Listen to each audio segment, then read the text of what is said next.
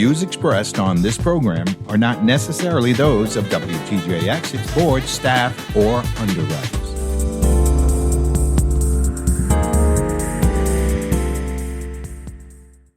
Good day and welcome to Ability Radio. My name is Kishma Francis. I am one of your hosts. Ability Radio is brought to you by the Disability Rights Center of the Virgin Islands. Today we have Amber, and Amber is from the Virgin Islands Children's Museum. Good day, Amber. If you could just tell us a little bit about yourself and the Virgin Islands Children's Museum, that would be great. Yeah, my pleasure. Good day, everyone. Amber McCammon here. I am the Executive Director of Facilities and Programs at the Virgin Islands Children's Museum. So I'm one of two directors. So there's co-directors that run this nonprofit organization that's based on the island of St. Thomas. So that's our physical location is in Buckingham Mall on St. Thomas, where we run an interactive play space that really encourages family engagement. We really want to facilitate the caregivers and children playing and working, exploring and discovering together in this really nice, safe educational space. However, we have a lot of different programs that reach children and families throughout the territory. Yes, definitely. So, yeah. And if you guys have not been to the Virgin Islands Children's Museum, I am a grown woman and I love it. First of all, it's accessible. There's plenty of parking and there's always so many things to do. Like, it's stimulating every sensory in your body. So, Amber, I know you talked about a lot of events that are coming up. If you could just go ahead and just have a conversation with us about them. Just lay them all out for our listening audience. Okay. Well, yeah, basically this will just be a little teaser. As a nonprofit organization, we keep our doors open and we run all of our programs really for the majority of it. It's funded with grants and private donations. So we have to kind of make up the difference with fundraisers. So we do a lot of free events, but we also do a lot of different events that do raise some dollars for us and sometimes specifically for youth, for scholarship programs or the like. Currently, right now, we're actually running a online auction for youth art. So we've wrapped up our Youth Art Month art exhibition. So the gallery within the museum is going to be coming down this week. However, all of the art pieces that have been showcased for the last month will continue to be for sale on our website, which is www.bichildrensmuseum.org/YAM. That's YAM for Youth Art Month. On there, you'll see, 150 different pieces. The images, there are sculpture pieces. There are 2-dimensional, 3-dimensional, mixed media, watercolor. I mean, you name it. The youth really, really were inspired this year and created a vast body of work. The prices range from $20 to, like $555. I think it might be the highest dollar, something like that. So really, but something in everyone's budget. And it's just a opportunity for you to, yes, support the Children's Museum because we are taking a small percentage of the proceeds of those sales. However, the lion's share goes to the kid, the child, the youth artist that has put their blood, sweat, and tears into these pieces. It's really building up their self-confidence, building up their resume, and just a great way for the community to support the youth, even if they can't come into the museum, even if they're not on island. You can order no matter where you are, and we'll ship it to you. That's awesome. That's awesome. Yeah. And so that's the big one. I did not know about it. And I love art. Ooh, so I will be definitely going on. I will definitely go. I actually bought my piece today because we had a closing event. I'm sorry you missed that. We had a closing event on Friday for, like I said, the in-person viewing. And when nobody bought the one piece that I've had my eye on for the last month, I'm like, okay, I guess it was meant to be mine. So I just purchased mine this morning on the online system. So yeah, I encourage you to check it out. There's still a lot of pieces to be had, but you don't want to wait too long and miss your chance.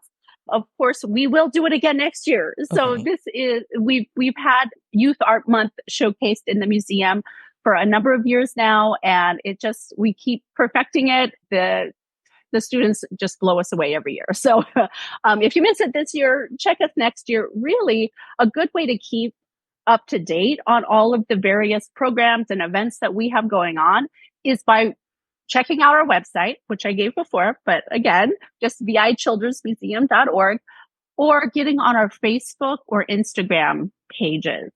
My counterpart, the other, co-director, Ms. Chantel Hoheb, is our media maven. That's what I call her. She's amazing, and she's posting all the time. She shares great videos, images. We cross post because, of course, we're a community service organization, so we're trying to big up and support all of the other wonderful entities in the territory that are doing good things for the community. So yeah, check us out on social media. Nice, nice. You said Youth Art Month. If you could just tell the listening audience when does Youth Art Month start and when does it end? Oh, okay. Yeah. So Youth Art Month is actually a national endeavor that happens in March. However, this year we extended it. We were just too excited. So we did a whole series of events in March for the youth. We had sip and paints. We had an educator. Not all of the schools even have art teachers, which is really, really sad. So we partnered with Miss Aria Stiles. I'm not sure, she's on St. Croix. She flies over to St. Thomas every March, and she helps us curate the pieces. She helps with logistics, getting all of the art teachers together that are in existence, get their students work together and get that in the museum. She also goes into those schools that don't have art teachers and does work with the students, which is wonderful, so that they have an opportunity to put pieces into the show. Oh, that's awesome. That's awesome. Yeah. And we knew firsthand that a lot of the schools did not have art teachers because we had an art therapy program. And our art therapy program, we just decided we paired up with Sarah Wright, and she went to school for art therapy.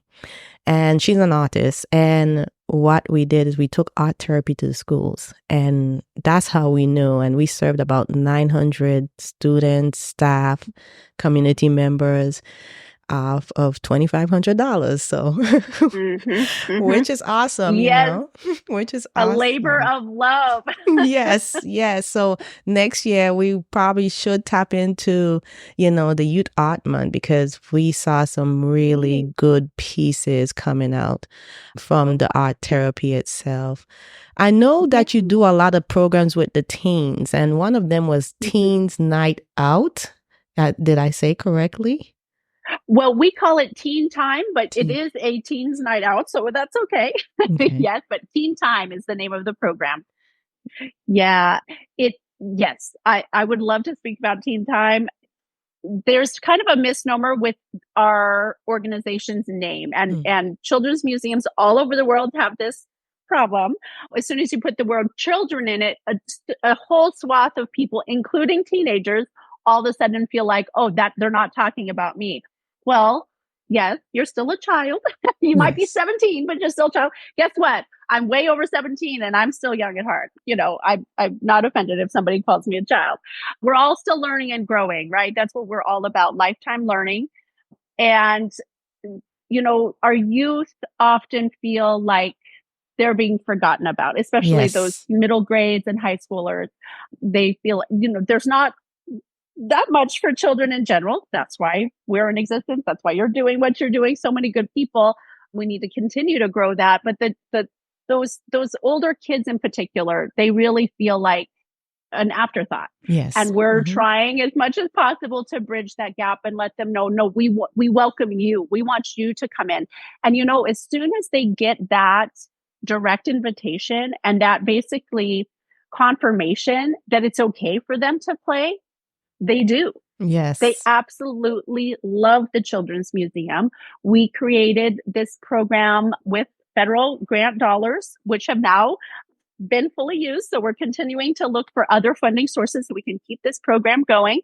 But we brought the youth in. We provided free transportation, free food, free entry into the museum, and amazingly curated games. So we partnered with mathematicians from the University of the Virgin Islands that came in, and they taught and facilitated strategy games, logic building games.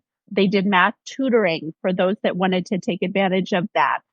We also partnered with another nonprofit on island, Elevate We, and their psychologists came in, life coaches, a little more accessible. We didn't want to scare anyone off, but the life coaches came in and they curated and facilitated interpersonal communication building games, icebreakers, and just things that kind of help get some of the teens out of their shell and their shyness. And it actually came at such a critical time because we're just coming out of the pandemic. Yeah. We know that the state of the mental health of our youth was already bad.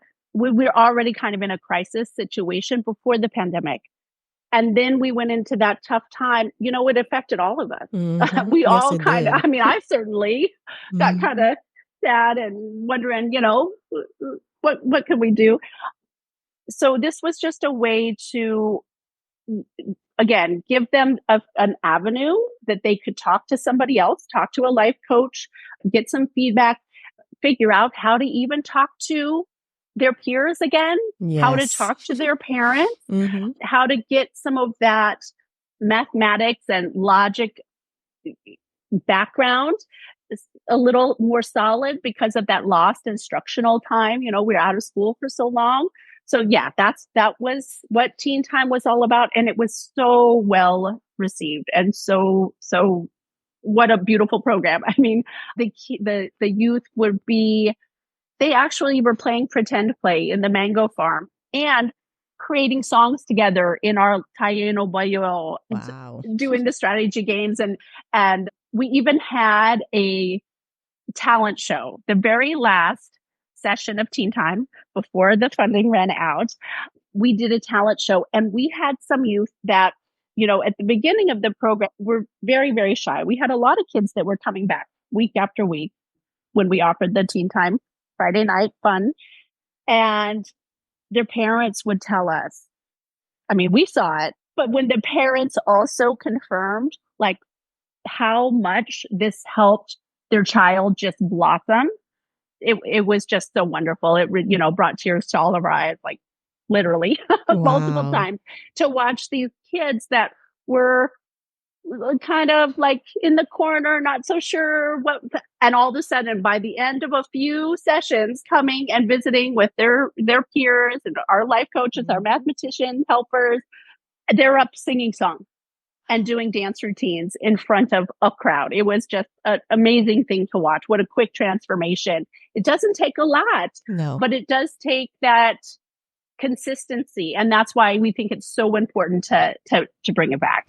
And I hope you guys bring it back because we have a youth empowerment leadership program at the Disability Rights Center of the Virgin Islands. And right now we are in one of the schools, Edith Williams Alternative Academy. And we've seen when students are acknowledged, when students are poured into, we see how they blossom. And I heard about Teen Time, actually from a student. And so then I went on the website and I was like, oh, this is cool.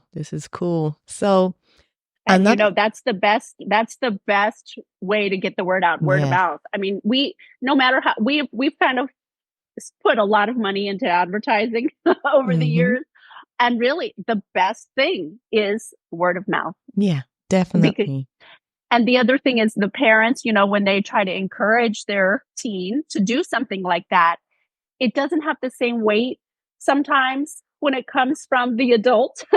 But if a friend tells them, hey, I went to Teen Time last week, it was so cool, you got to come next time. Yeah. they're more likely to try it out, and go to the children's, quote unquote, children's museum and find out, oh no, wait a minute, it is for me. I can enjoy this. Yeah. Lifetime Definitely. learning. Definitely. And another thing we have in common is we've been doing a hygiene project. Yes. We have Mhm. been doing a hygiene project where we have been giving hygiene products and information to students in the territory. And we've been doing it through the schools. And when you reached out to us about your project, I'm not going to talk about it, because I want you to give me the full scoop. Okay. I was super excited because just getting out the information on proper hygiene is very important in our community. So let's talk about that project, Amber. Okay. Thank you so much, Kishma. Yes. So this is one of the other programs that we run. This is an outreach program. It's called the At-Home Discovery Kit program. We started this program in July of 2020. The Children's Museum was closed. Everybody was at home. We were kind of scratching our heads and, figuring like, what can we do? What can we do? We're stuck at home. We know everybody else is too. We know, we have a very high poverty rate here. Not everybody has things in their home to keep them occupied and to keep engaged and doing that art that is so good for their mental health. And, so we created this program so that we could get kits into children's hands with all the tools and supplies that they would need to do a number of different activities, art activities, a science experiment generally. Yeah. So it has grown, it has changed and evolved. Of course, we were able to reopen our doors, but we didn't want to stop the program because we know the need is there. Yes. So we are now working on our 9th discovery kit. And yes, as you alluded to, the theme of this particular kit is human hygiene and hazard preparedness. So because we are building this kit in June, and we'll start distribution in late June, early July, through August, most likely, hurricane season, right? Yes. We again, we want to give the youth tools, yes, to keep themselves physically healthy, but also mentally healthy. So it's activities in the kit that would keep them engaged, talk about storms, how to prepare in advance so that you feel, a little bit safer and more comfortable about the situation. We've all gone through a lot of trauma in the territory. So just kind of trying to support the children and families in that way. So this particular kit, all of our kits, by the way, are free to the public. Great. We get them throughout the territory. So we have distribution partners on, all 3 islands and Water Island that help us get them into the hands of the youth. And in this particular kit, we are curating it for middle grades and high school age youth. And we did get some sponsorship funds. So we're going to make 2,000 kits. Nice. So we're going to be, So I'm thrilled. It's a good amount. Yes. And we are going to be using reusable shopping bags to put all the kit contents in. We'll be creating our own activity book. So we'll things that we've pulled from other community partners. I should give that shout out. Previous kits, and this one is no exception. We work with other community agencies that do things in the territory, such as the Virgin Islands Division of Fish and Wildlife, Department of Planning and Natural Resources, Project Launch with Maternity Child Health Division of the Department of Health, the Department of Health's Immunology Department.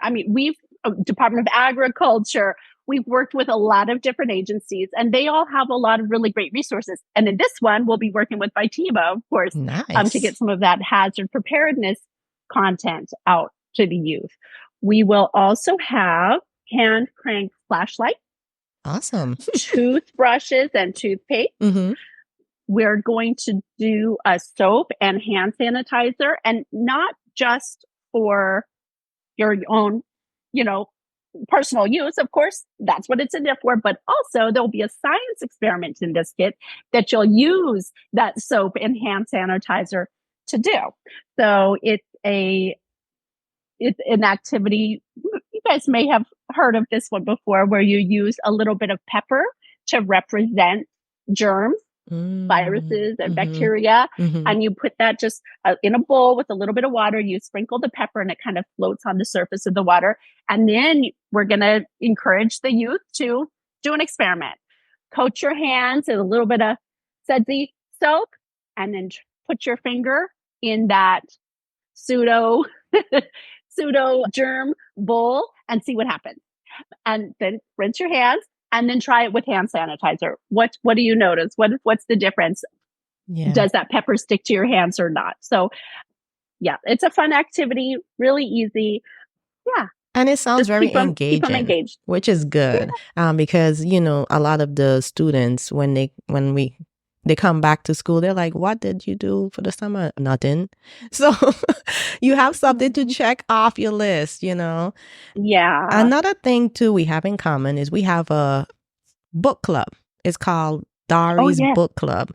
And our book club is the Disability Advocacy and Rights Reading Initiative. So our book club is not only about getting books to students, and the parent interaction is also about giving students the tools. So we're looking at 0 to 17 years old, 18 years old, just giving them the tools to really understand what they're reading phonetically, you know, learn how to read, you know, because a lot of us read by memory.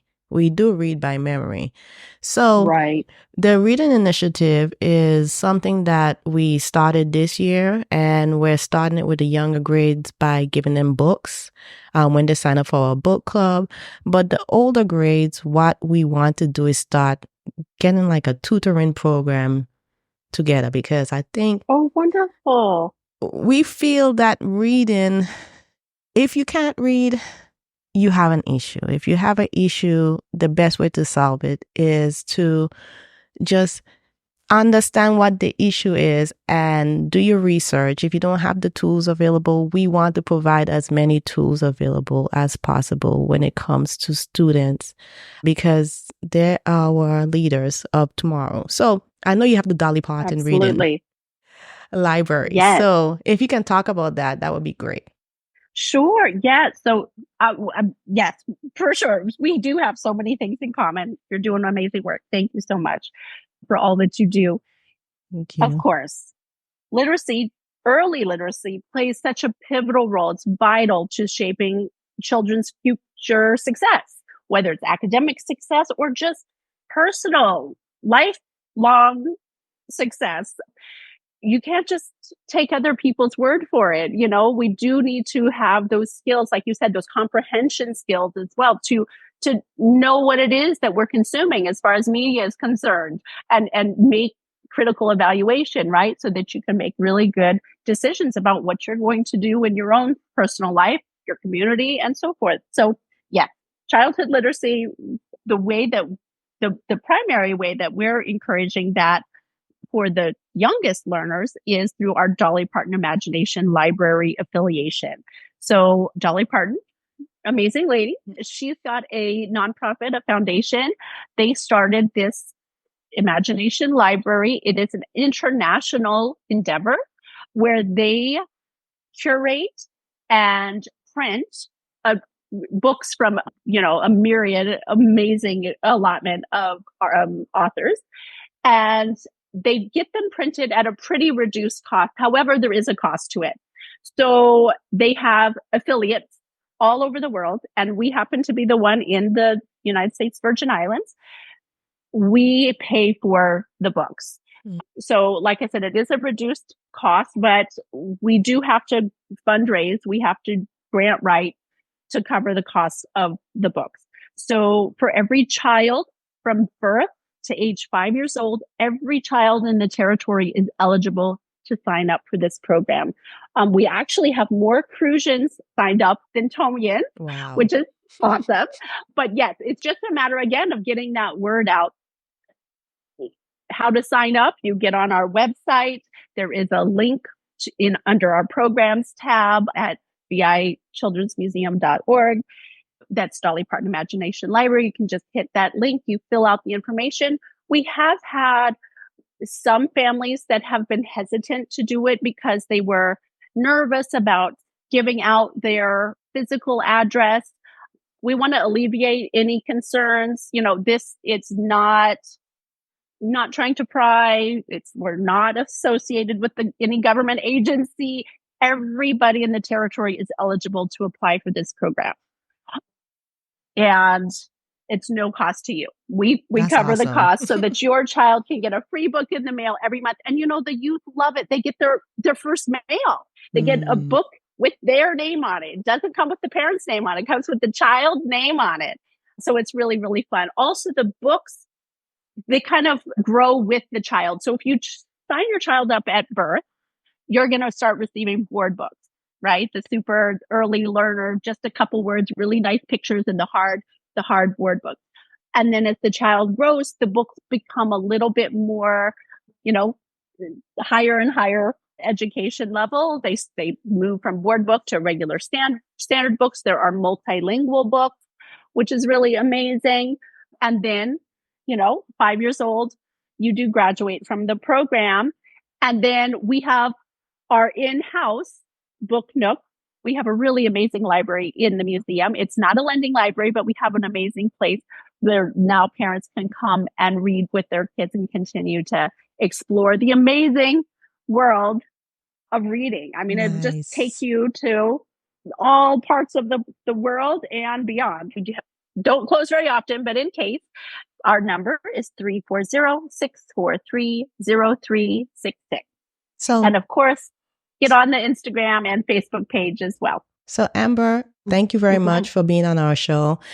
This has been brought to you by Disability Rights Center of the Virgin Islands. Once again, Amber, thank you very much for sharing the information with us. The views expressed on this program are not necessarily those of WTJX, its board, staff, or underwriters.